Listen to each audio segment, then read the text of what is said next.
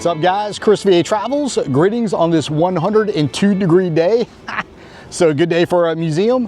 And I'm going to be visiting the American Civil War Museum down here in Richmond at the Tredeger Iron Works. And I was going to do a walk around the complex, but I think I might just go ahead and do the museum. But anyway, also wanted to give a shout out to Richard, new Patreon subscriber. Appreciate your support. Like I say, here at Tredeger Iron Works, and this was the crown jewel of the Confederate war machine. Yeah, where about half of the cannons were made, siding for the ironclad ships.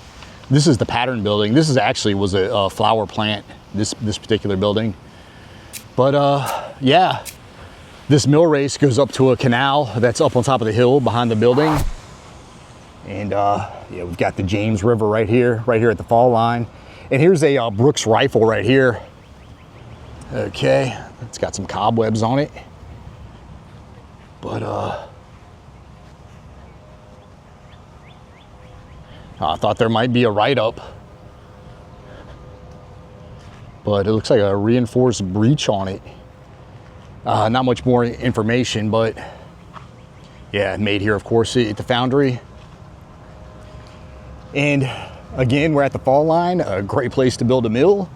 Elevation drops 75 feet. And that's why, of course, the city of Richmond was founded here. Ships couldn't go any further upriver. And this current building was built in 2019, and its roots go back to 1896 when it was just a Confederate museum over at the Confederate White House over off Clay Street, maybe, I don't know, a couple miles away on the other side of Broad. And it merged with an existing museum that was here, I think about 2014. But like I say, the mill race right there. I'll just take a quick look. I know they've got the first cannon that was ever produced here on display. This may be it. Again, I don't see a sign. You'll hear there's a train going by. But building right here with the smokestack, this is where it all went down, and this is where the ammunition was made. Again, I'll come back down and make a separate video on the foundry. But yeah, let me get back inside to the air conditioning. And here are the hours, 10 until 5, open every day. All right, made it inside. Tickets are $19. It's $5 an hour to park, but they do validate the first 3 hours, so make sure to ask about that. Wow, an actual bronze-colored bronze cannon. 3.3-inch rifled tube. And it's the only surviving rifled artillery piece that was made during the war at John Clark's New Orleans foundry.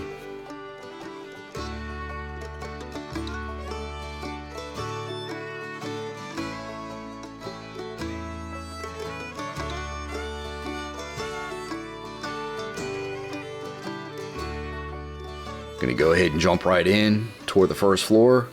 I was here a few years ago, and we're gonna see a lot of good artifacts. But this is Reynolds' political map of the United States, and it's a breakup of the free and slave-holding states. Of course, not all joined the Confederacy. Missouri, Delaware, Maryland, Kentucky. This apron was made and worn by Mattie L. Booton, B-O-O-T-O-N, from a leftover Confederate flag.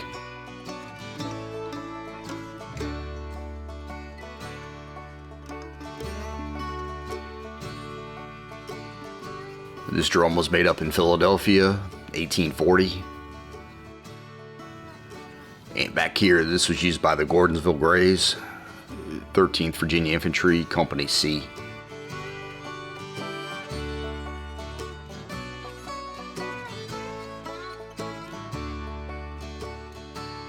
A little girl named Anna Brown Mays named her doll General Beauregard. The doll was made in 1850. I believe this is going to be Mary Richards. She was a spy that worked inside the Confederate White House.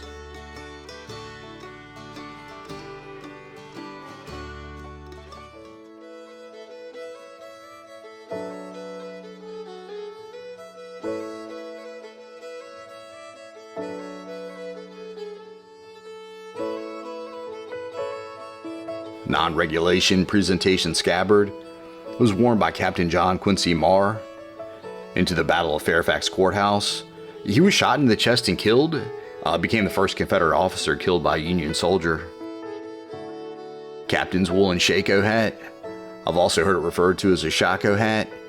But the WR stands for the Warrenton Rifles, and they were a militia unit that became Company K of the 17th Virginia Infantry. A couple copies of the first Confederate national flag, one above made by a Maryland woman, below made by Amanda Stone Bowen out of Missouri. This is a secession badge made up in Maryland, printed on satin, and sold on the streets of Baltimore.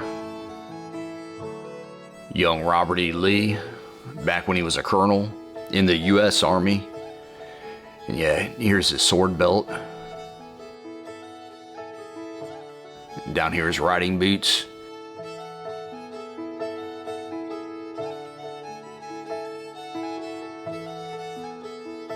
(1860) Staff and Field Officer's sword and scabbard, owned by General Philip St. George Cooke, and he was a Virginia officer who remained loyal to the Union.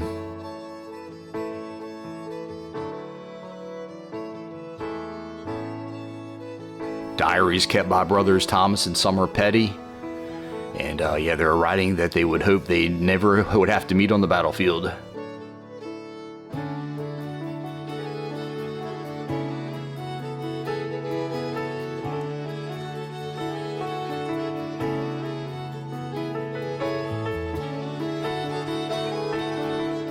Teapot that was used by James M. Mason aboard the HMS Trent while in prison. Map of early '61 before Fort Sumter. This is a 12-pounder Whitworth rifle cannon. It was imported from the UK. Sewing machines going back to 1850.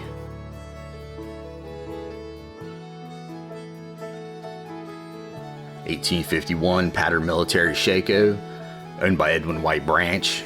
You see with the Richmond Grays.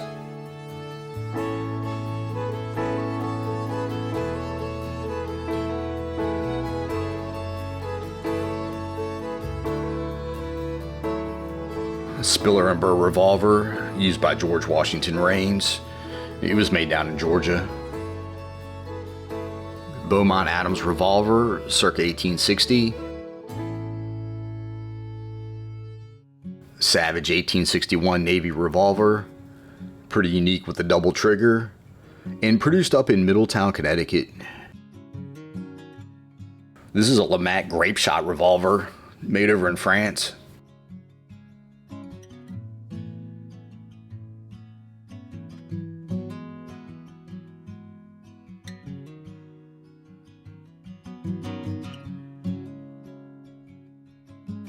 Boots of a Confederate named Samuel B. Raglan.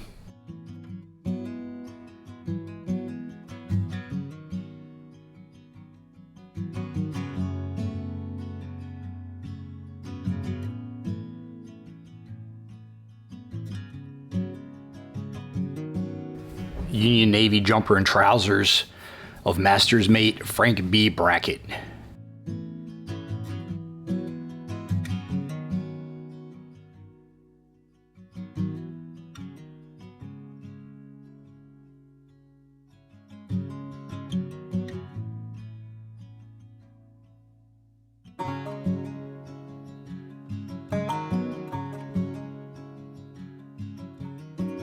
These sketchings are actually on the ground. There's no write-up, but it looks like something done by Alfred Wad.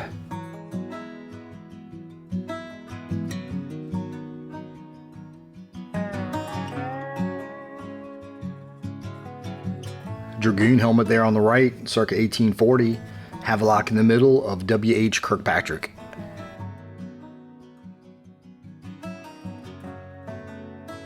Armor breastplate. And as you can imagine, these didn't take off. Talk about hot and heavy.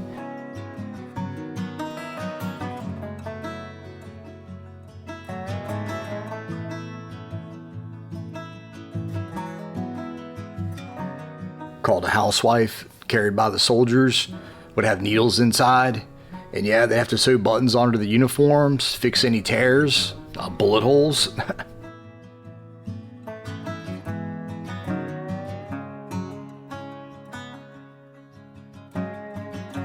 Henry House as it looked after the battle up at Manassas. And this is where wounded were nursed by Bishop and Alma Wilmer. You might say Whitmer.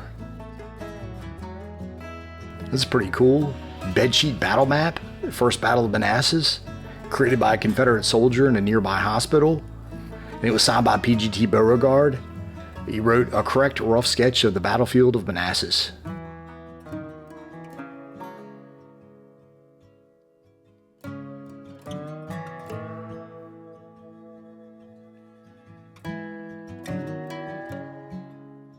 Vest of John W. Lester, pretty good shape, made of homespun cloth from Georgia.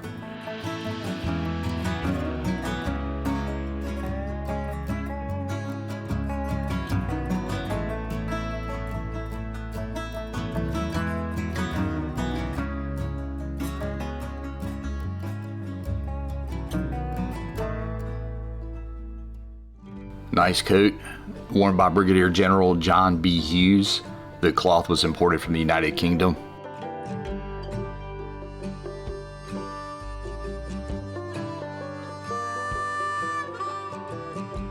And this is a pattern 1851 Union infantry officer's frock coat. And got a little pocket for your cell phone.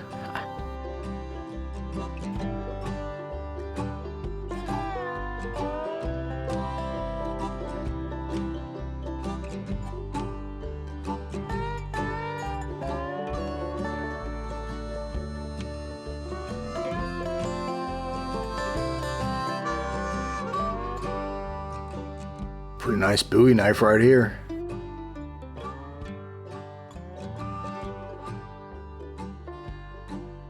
Here he is, Joseph Anderson, the owner of Tredegar, owned it through the Civil War, and was a brigadier general.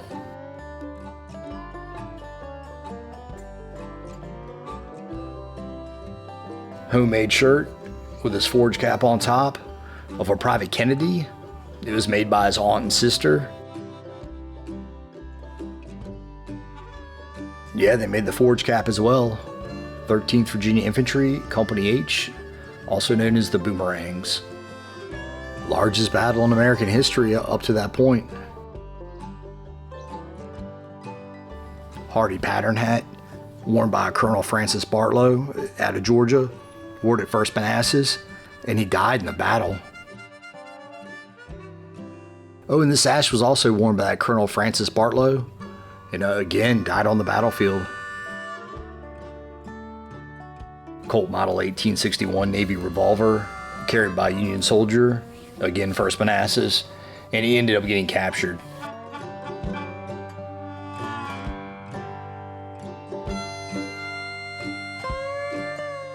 New Testament, carried by Private A.P. Hubbard, 4th South Carolina Infantry, again Manassas, and a bullet passed through his arm, his toothbrush, his watch chain, and pierced the New Testament here. Mary Kelsey Peake, freed black woman who taught children of black refugees near Fort Monroe.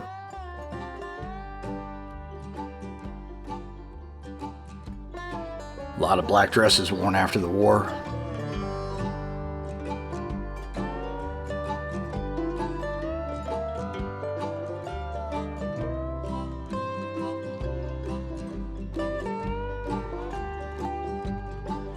Hey, Captain Sally Tompkins, female captain, and started up the Robertson Hospital in Richmond. I've got a video on her house and the church where she was buried out there in Matthews County. And this was a Northerner's opinion of the South. They were our moral superiors. Instead of having slaves perform the labor, they imported Europe's poor, had 12-year-olds working factories for 13 hours a day, paid them 2 cents a week. Just messing around, guys.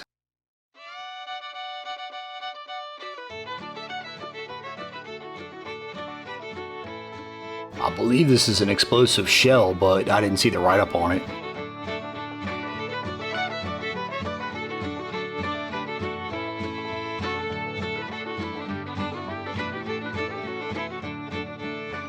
Hey, I like Grant. What better story to tell your friends? Yeah, I tied one on last night and still kicked butt. Well, this is sad. On the left, a letter from Henry Bobo. On the right, a letter from his cousin informing of his death. Tell my sisters how I love them and that my last hours are spent in thought of them.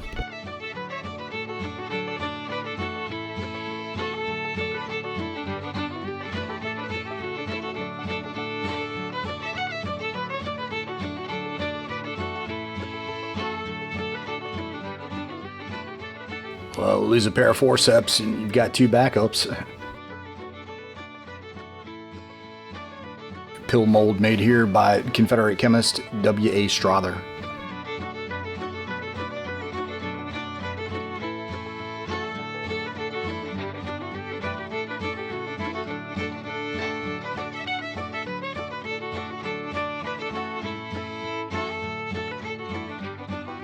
Thank God for this stuff. Chloroform was used in 95% of wartime surgeries.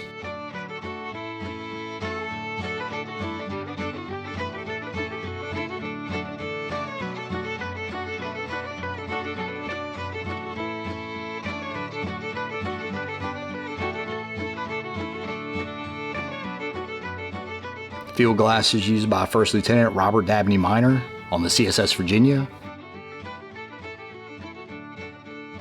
And here it is.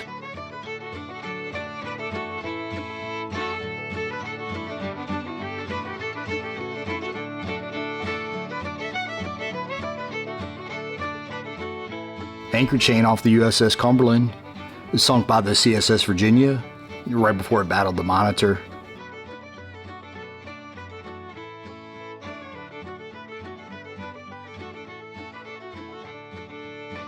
Oh dang, they've got Lee's hat. It's in good condition. And his field glasses. You can imagine what he saw with these things.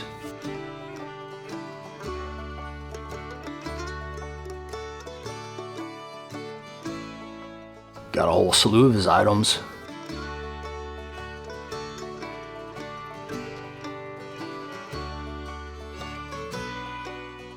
Colt 1851 Navy revolver, 3rd model. Hey, even Traveler's bridle bit.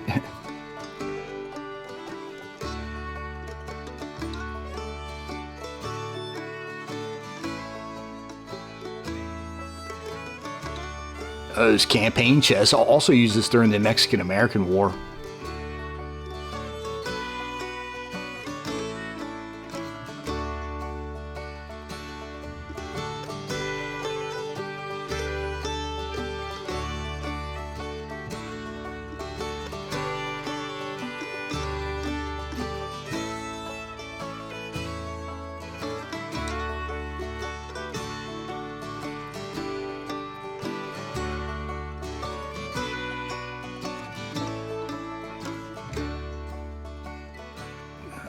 Glorieta Pass. The loss of my supplies so crippled me. My men for 2 days went unfed. Lieutenant Colonel William Scurry.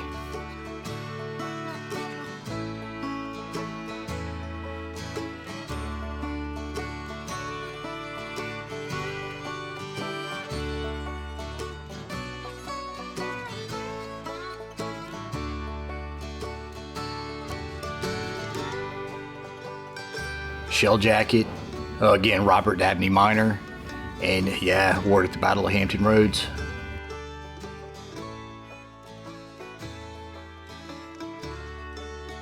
Captain William Wright, Company F of the 55th Virginia Infantry. It was killed. A bullet passed through the canteen.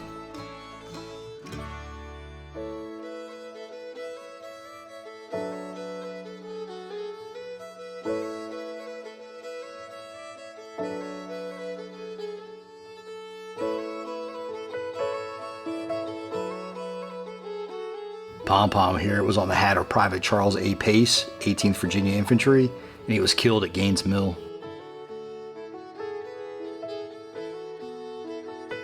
And here's the epaulet he was wearing.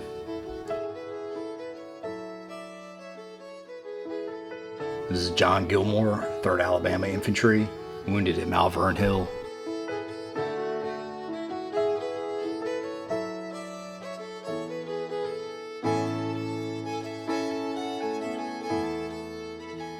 Wow, how horrible.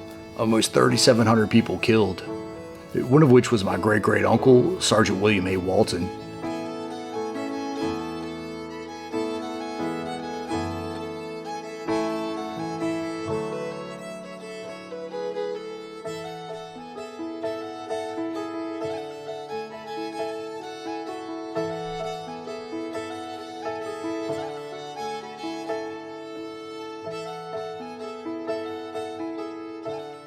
Playing cards found in the pocket of Thomas Taylor.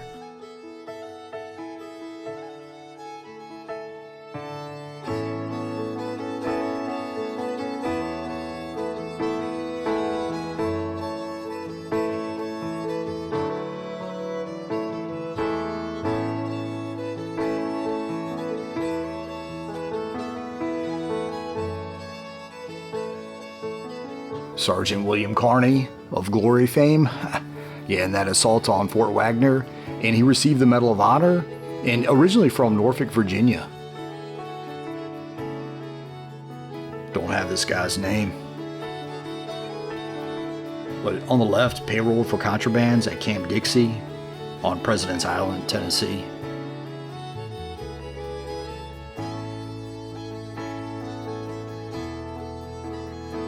Tintype of another unknown soldier. Knife was carried by a soldier in the 51st Massachusetts.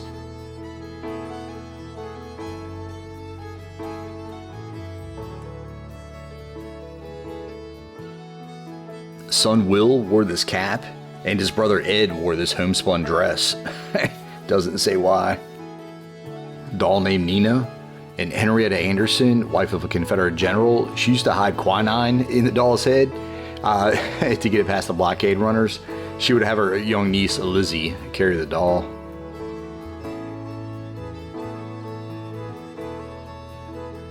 Bottle of sugar the Confederate Navy captured off a Union ship.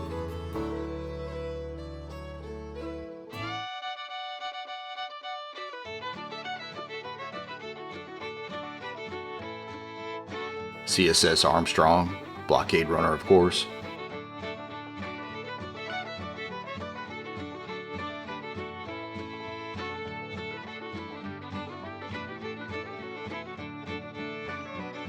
Flag of Hamburg, used by Captain Van Schultz as a decoy to get past the Union blockade.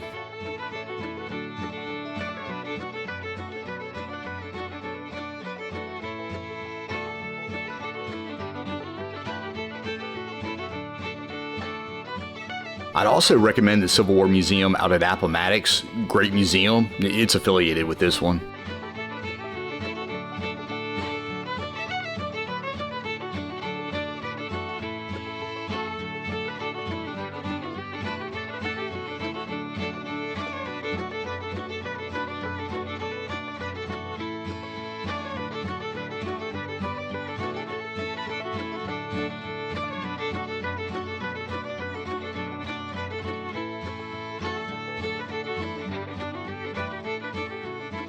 Draft cylinder, circa 1863.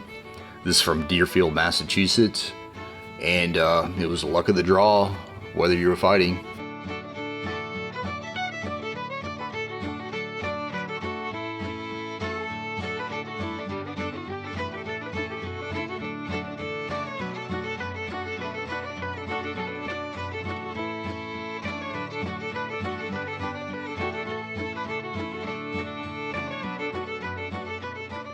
We've got some Stonewall Jackson items, and here would be his famous forge cap.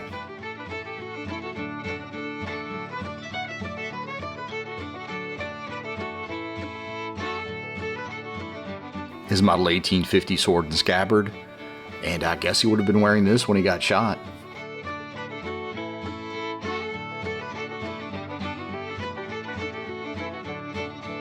He didn't own this canteen, but he used it. And then lastly is haversack.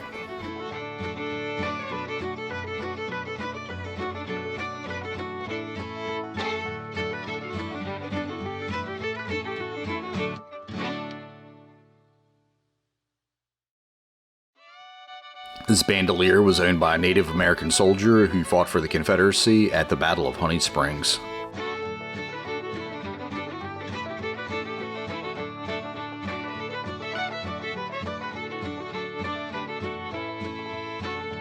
Captured at Chickamauga, Lieutenant Colonel Ole Johnson, Norwegian immigrant with the 15th Wisconsin Infantry, and he used to write letters back home in invisible ink and in Norwegian so the guards couldn't read them.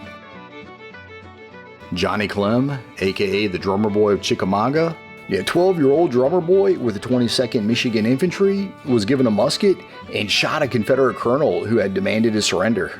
But later pardoned because there was not enough food to keep them in jail. Hunger is something residents of Vicksburg, Mississippi will come to know well. Martha says rats are hanging dressed in the market for sale with human meat. There is nothing else. As Vicksburg continues to endure bombardment, General Robert E. Lee. On this slouch hat, it's written, "These bullet holes were received at the Battle of Chickamauga, September 20th, 1863." Written by T.J. Duckett. Pocket telegraph relay, made and used by Lieutenant Painter of the Confederate Telegraph Service. This tassel's off a captured Wisconsin regiment flag. Again, Chickamauga. Virginia Seal is pretty crazy. Scantily clad woman on top of a guy she just murdered with a sword.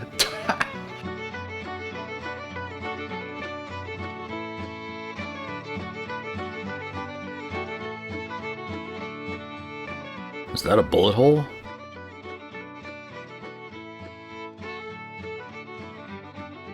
Bullet rosette found near the Spotsylvania Courthouse, 1866. And it's a result of two bullets hitting each other in midair. June 4th, 1864, and it says if he wins Virginia, he wins everything.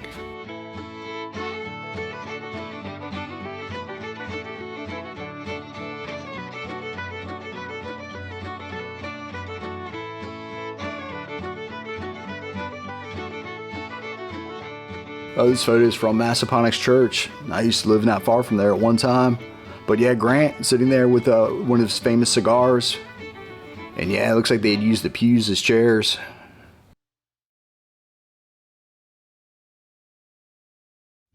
Great collection of Jeb Stuart items over here, sitting on top of his campaign desk. Yeah, his famous slouch hat. With the feather in the back.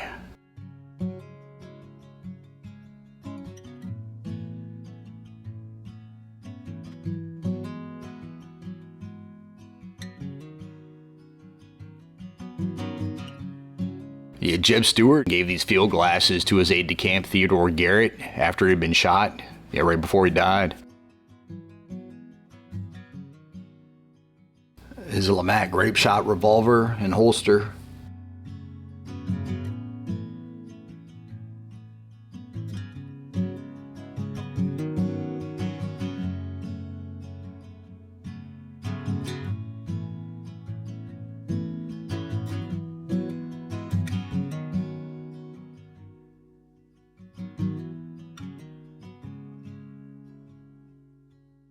Snapping turtle and a display on Gettysburg over here.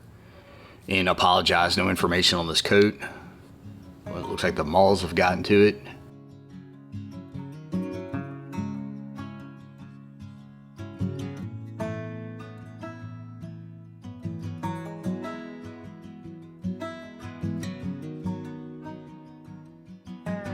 Wow, presentation sword given to Grant after Vicksburg. You'll see 1776 printed right there. Vicksburg. And made by Tiffany and Company.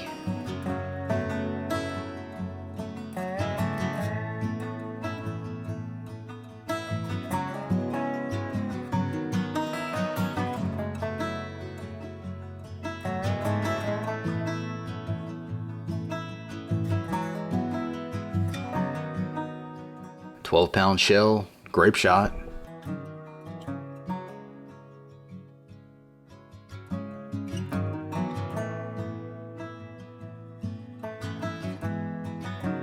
Major Riley Spink's camp out of Georgia, and he was at the siege on Vicksburg.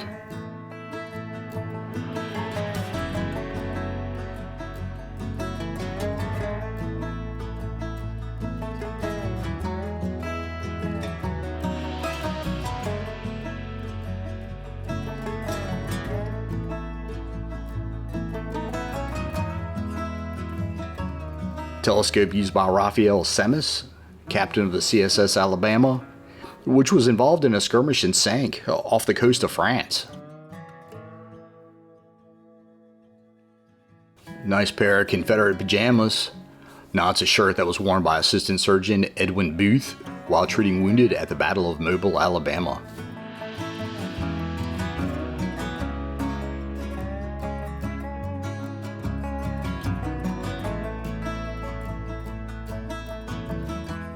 Spar torpedo, it's a reproduction, but it's what would have been on the H.L. Hunley. They would fill the end with gunpowder, and they say that's actually would probably sink at the explosion when it ran into the Housatonic.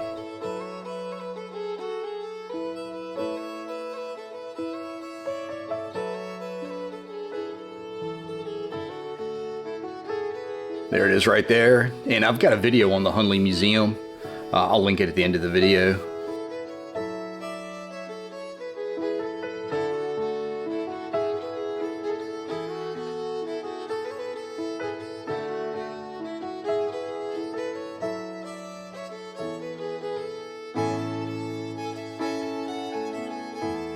A pair of gauntlets worn by General Philip Sheridan and almost in mint condition.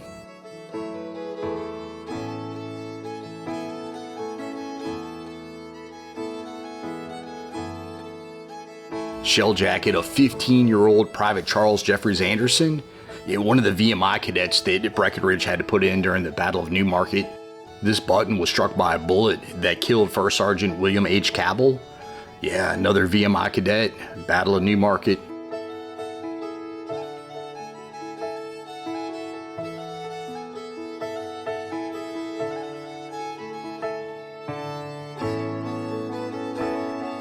This is a photo of Ann Oxley, and it was carried by her fiancé, Private Albert Carmichael, 24th Iowa Infantry, and he was killed at the Third Battle of Winchester. Military orders by Jubal Early, and it instructs Confederate generals on procedures in Maryland and Pennsylvania, most notably to burn Chambersburg, Pennsylvania, if the town does not pay $100,000. His drum was used by the 13th Virginia Infantry, and it was captured by Union troops at Third Battle of Winchester. The Confederates were scratching for materials, and this is a poor man's candle. You dip a rope in wax and wrap it around a bottle.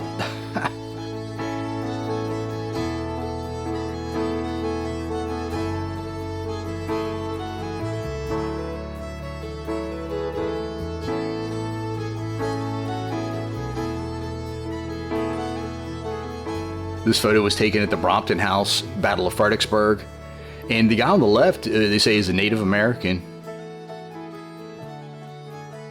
Shoe is made of raccoon skin, owned by Julia Rush Fisher Bachman out of South Carolina. This is an Army of the James Medal, 1864.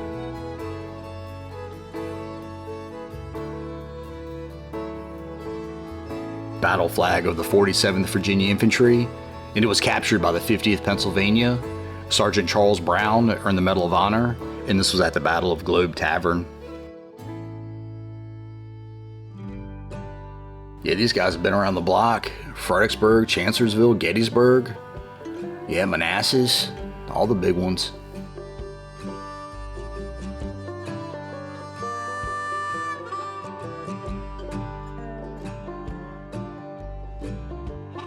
Coding disk used by the Confederate Secret Service, used to send and receive encrypted messages. Elizabeth Van Lew, and I remember visiting her grave at the Shaco Hill Cemetery. She was a Richmond native and a spy for the Union Army, and ran a network called the Richmond Underground. This guy was executed for desertion.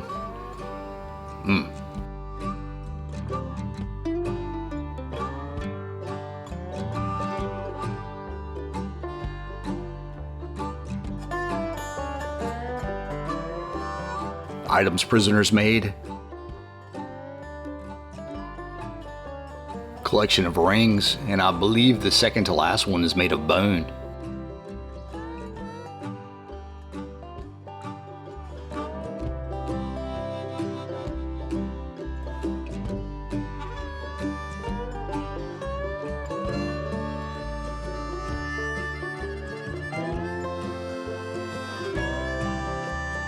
Okay, well, South Carolina with the palmetto on the left. says this is a decoy jewel case used by Lieutenant Whitten to safe by carry through the federal lines his large assortment of trinkets made while a prisoner of war. Wow, yeah, at Fort Delaware.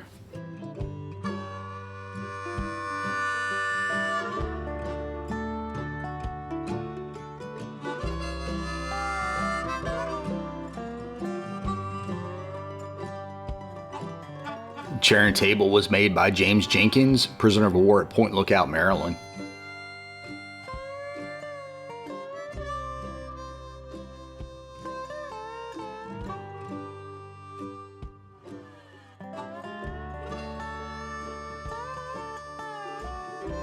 Sherman's necktie, Confederate rail that's been heated and twisted.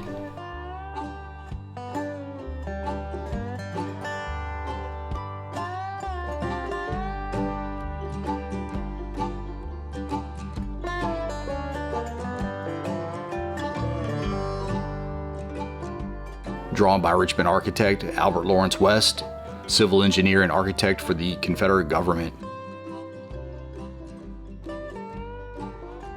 U.S. 1st Maryland Infantry flag that was captured by the 1st Maryland Infantry of the Confederate States Army at Front Royal, 1862.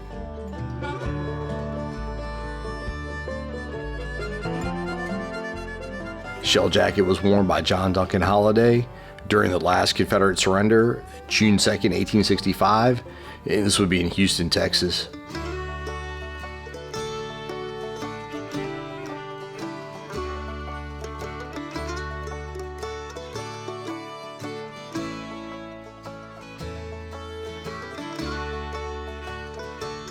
Clock was saved from the evacuation fire, and it was used in the office of Jedidiah P. Benjamin, Secretary of State of the Confederacy.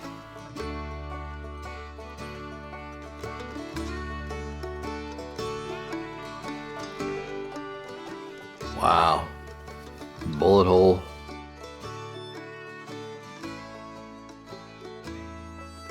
Sherman's March to the Sea.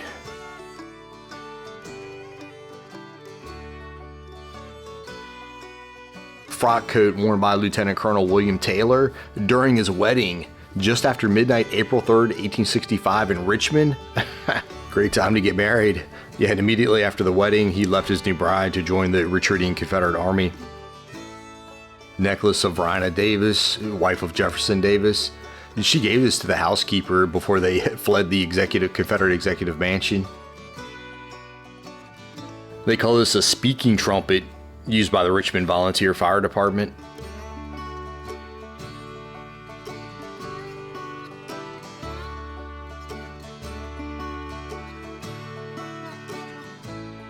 Pocket revolver given by Jefferson Davis to his wife Rhina for personal protection as she fled the city with their children. Oh, these are the sunglasses of Jefferson Davis. Yeah, he suffered from that eye disease. These were left behind in Danville during the escape.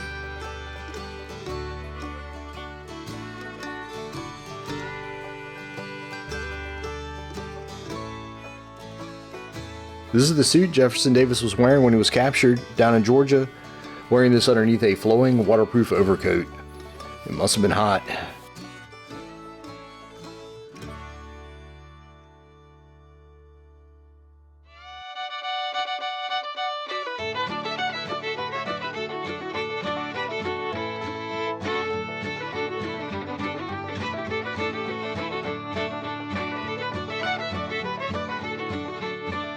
Okay, so you can see Davis's name. But yeah, this Henry repeating rifle was presented to Lieutenant Colonel George A. Martin, April 22nd, 1865, in honor of his defense of Davis during the escape. Yeah, parole pass, and they've got 1 million of these out at the museum in Appomattox. As a matter of fact, they've got the printing presses. And this blanket was given to Private Thomas Penn during the capture at Appomattox.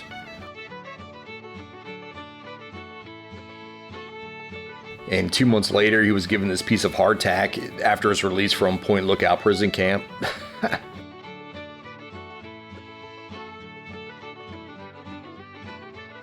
Corps badge worn by Private Alfred Willis, 45th U.S. Colored Infantry, and he was present at the surrender at Appomattox.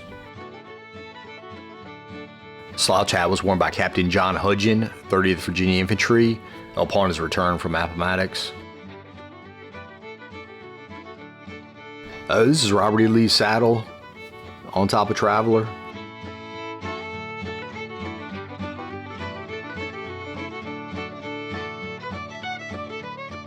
Stage actor John Wilkes Booth, and we all know what he did.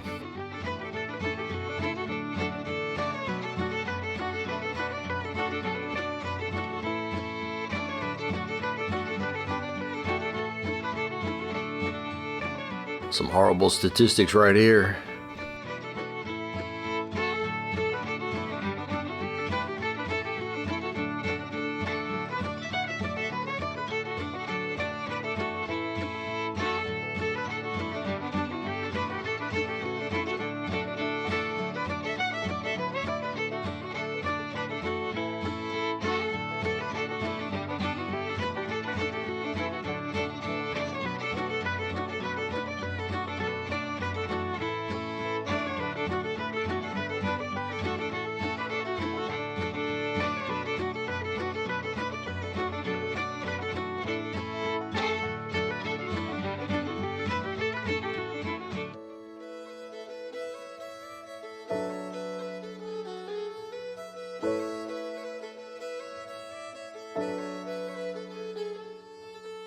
Book was carried by James Whitehead, 43rd North Carolina Infantry, killed in 1863. Union soldier that helped bury him kept the book and returned it to his family. Final displays are going over Reconstruction and the 13th, 14th, and 15th Amendments.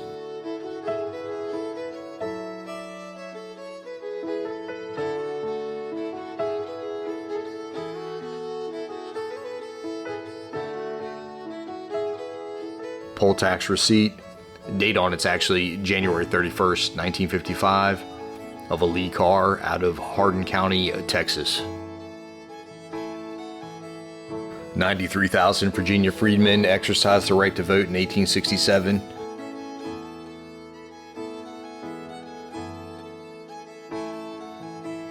John and Emily Pointer formalized their marriage October 29th, 1866. Yeah, freed people's marriage certificate.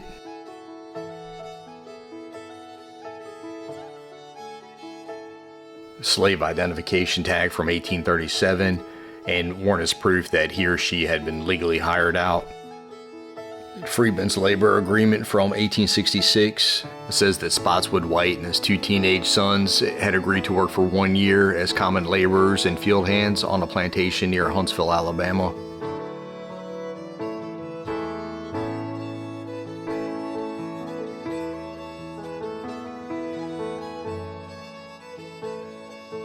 And on the second level, there's some pre-Civil War history and a small little lounge area where you can do some reading. And pretty good picture right here, of course, of the Merrimack.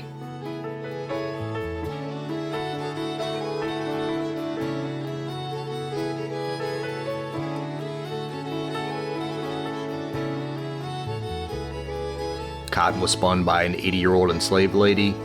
And a Thomas Cole writes, "We children had to pick cotton every fall. The big basket weighed between 75 and 100 pounds.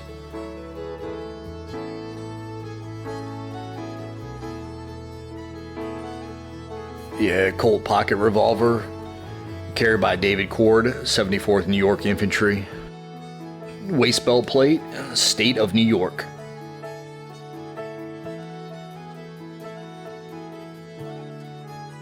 Sharps and Hankins carbine, issued to a Walter Budlong, 3rd New York Cavalry.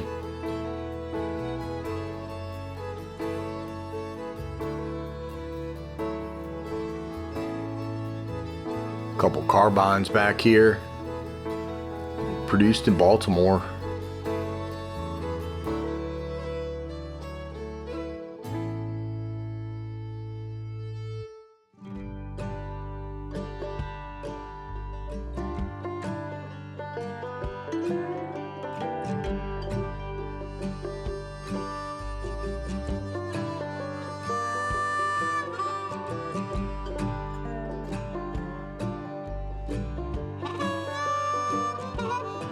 November 6th, 1860, Lincoln was elected president.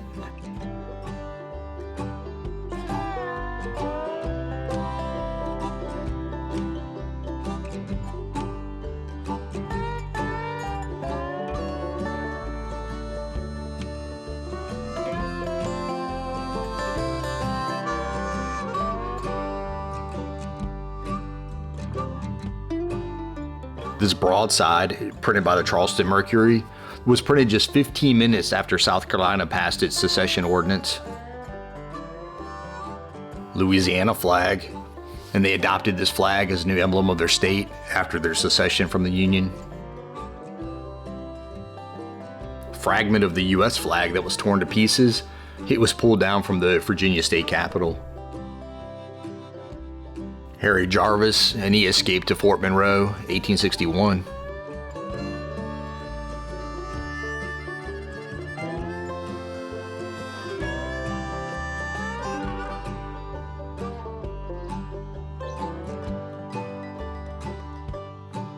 Homemade palmetto cockade worn by South Carolinians. Hinton Rowan Helper, North Carolinian, who published The Impending Crisis of the South, published in 1857, a critique on slavery saying that it harmed the South and the poor white population because it cheapened labor.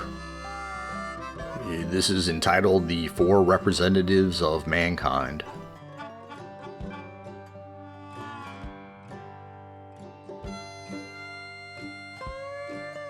Bust of Alexander Stephens.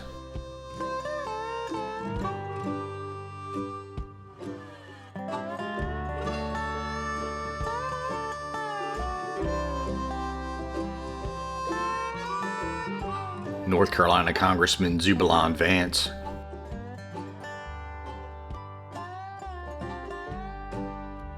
St. Augustine blues flag out of Florida with the big old piece of cotton in the middle. And just going through the dates of the first 7 states that seceded.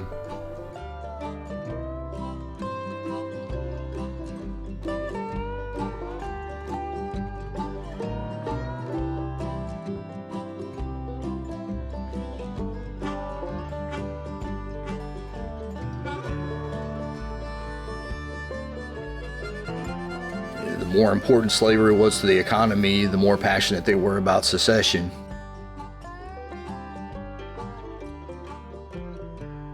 I didn't think Florida was that high.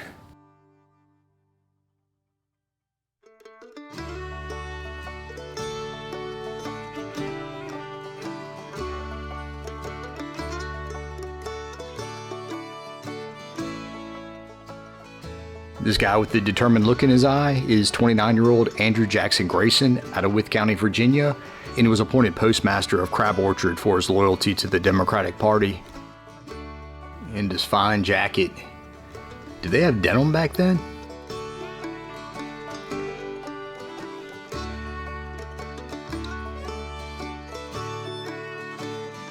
Kate Acosta, northerner raised in Brooklyn, New York, and this is her mantlet and dress.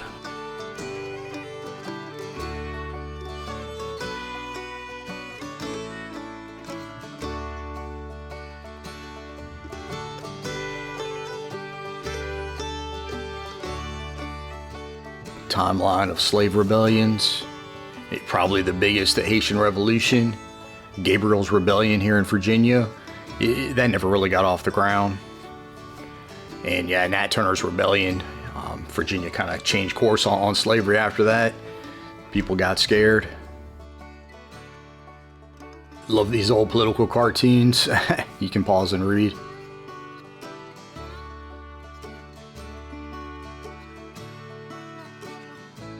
Yeah, a book that really changed Northern opinions, and a fictionalized tale of the cruelties of slavery, starring Uncle Tom.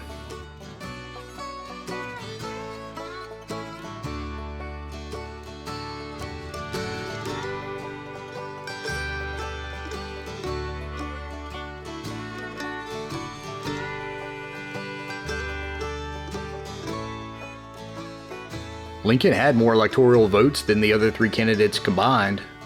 Not the popular vote, though.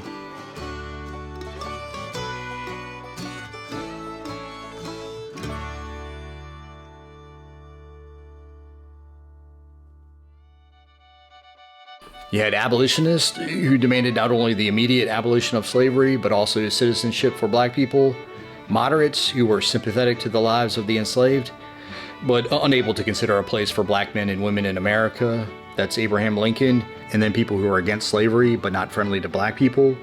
And they hated the power slavery gave to slaveholders and what it might do to the free North, but were indifferent to the plight of the enslaved. That would be Stephen Douglas.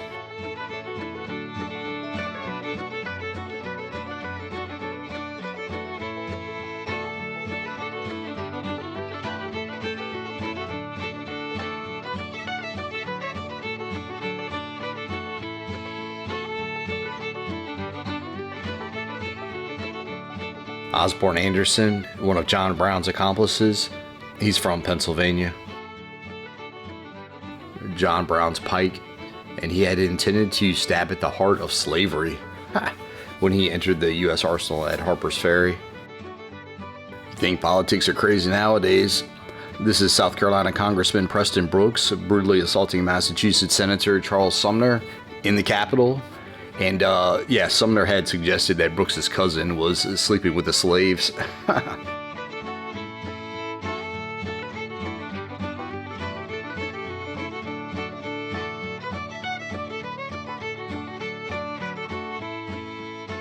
Bust of George Washington in a Roman toga, and both sides looked up to Washington.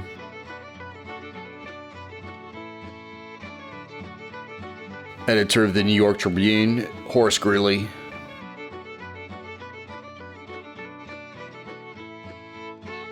And lastly, a stroll through the gift shop.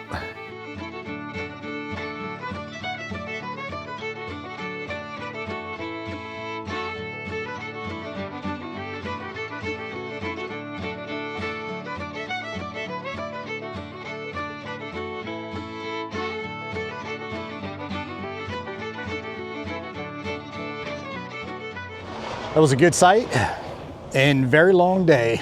It was cool, 11 o'clock. They gave a little speech talking about the history of Tredegar. And normally they walk you out, take you around to all the buildings, but because of the heat, it was done indoors. 1 o'clock, they gave a talk on Civil War weaponry and they give a little demonstration.